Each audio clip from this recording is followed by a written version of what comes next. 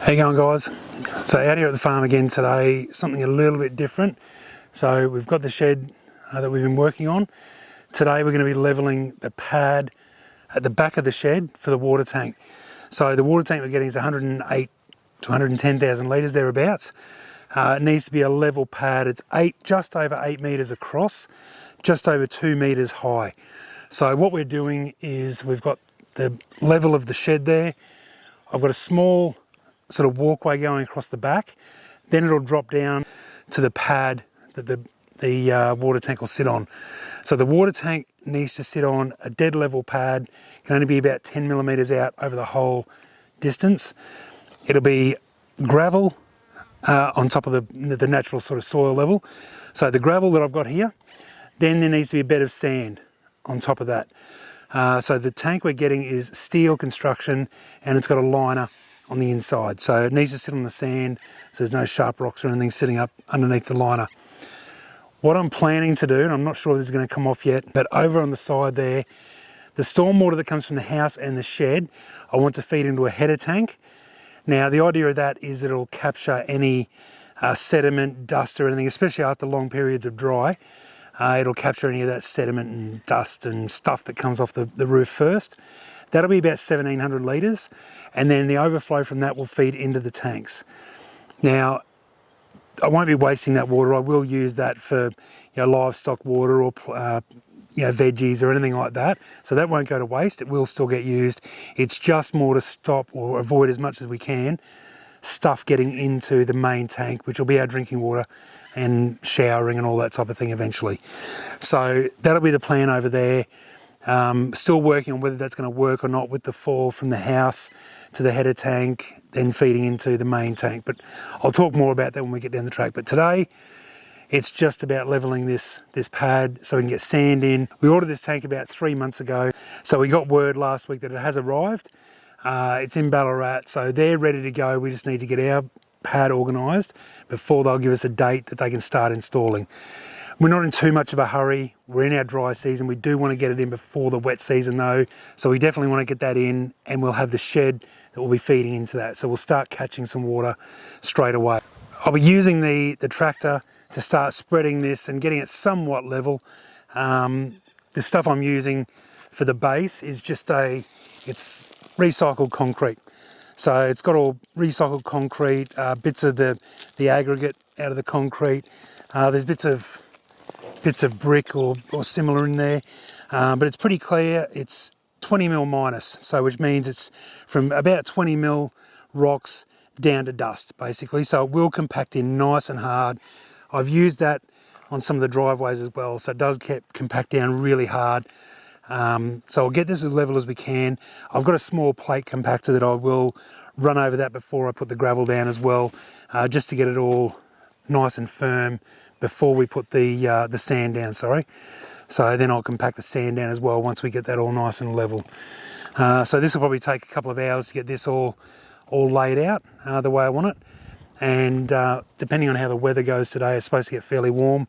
I might even lay out and do that little bit of a retainer wall that I'm doing behind the shed there, which, like I said, is 1 sleeper high, so it's not a massive thing. So we'll get stuck into it.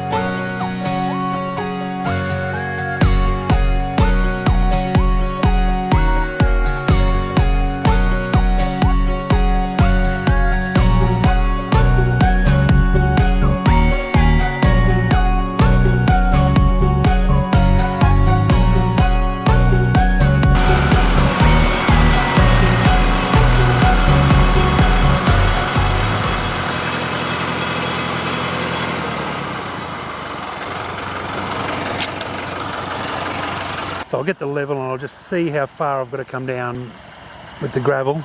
It's deceiving, there is quite a bit of a drop here. I'll get the laser level, run it over there and I'll show you how far we're out. Okay, so the beep, solid beep is right on.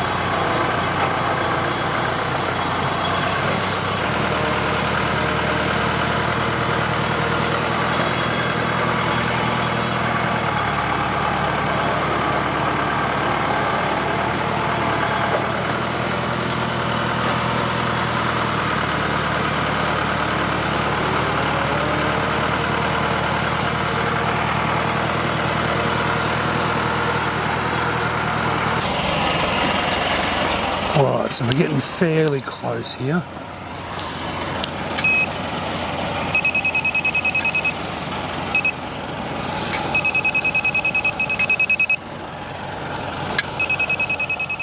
How you going, guys? So what I'm doing here, I spent the day yesterday just doing some levelling on this pad. Now I have to put at least 100 millimeters of crusher dust or sand over the top of this as the bedding for the water tank. But basically it's steel outside and the liner on the inside. So the liner will sit on the crusher dust. Just start digging holes. I'm going to put a small retainer wall across the back. It's pretty much one sleeper high, so 200 millimeters high, maybe 2 sleepers high down that end. So I've just got enough for a walkway. So this will come around the side of the shed. I don't know if you can see that string line there, but that's where the sleeper wall will be. So just a narrow walkway. We won't be used very often, so as you can see, they're only fairly shallow holes in it. It's not holding anything back. It's just to hold that soil up there, and I'll put gravel and crusher dust and compact that down. So this here, I'm just stepping it out, and then it'll go along to the end of the shed. All the water from the shed and the house eventually will all go into an initial tank. Because we have such a long, dry, hot summer here, the roof gets dusty and stuff on it. So what I want to do is have water feeding into this initial tank, and then the overflow on that, which will be a larger diameter overflow, will feed into our main tank. Now, hopefully, that initial tank will let any dust, any rubbish that comes off both roofs, settle in that tank, and then I can still use that water. So I'll use that in summer just to let it drain down a little bit. So through the winter that will fill up, and then it'll just keep overflowing into the main tank. So just to capture any of that main garbage that comes off, hopefully if it captures anything, that's great. It's less going into our main tank. So that's the theory. Now, a couple of issues that might come up with this. So I need to have that header tank needs to be just above the height of the fill on the large main tank. I'm working on that now just to make sure that comes up and is correct. The other thing was the house, which you can see behind me up here. This is where the house will be, up here. It needs to be, the gutter needs to be higher than, at least about 300 millimeters higher than this tank, which I've run a laser level over it and it is, so we're good there. So, but that's the reason I've got this. So it comes along here, step out, in, and then it'll line back up. The rest will be gravel. Then when I get to this kick out here, this will be a concrete pad, all in here, built up. It'll roughly, I'm thinking, just above where that level is there now. I'll dig a bit of that out for the concrete, obviously. But I'm going to have a fairly substantial pad there. And here's the pad I was leveling yesterday. So this, I've done a laser level over this, and we're pretty good. We're within probably 20 mil all over, which is good. I'll get the little plate compactor out and run that over this.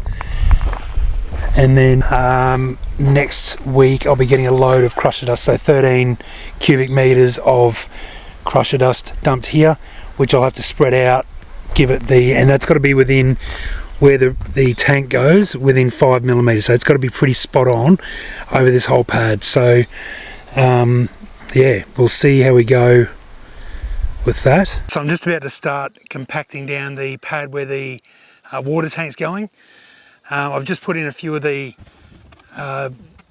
uprights over there for the retainer wall going on the back, so I'm a couple of bags of concrete short.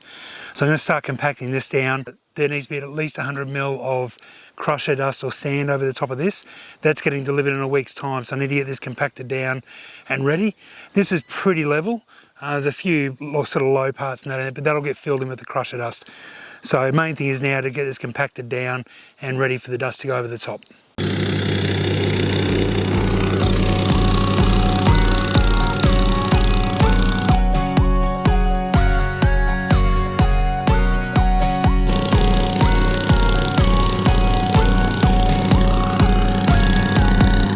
Thanks for watching today's video.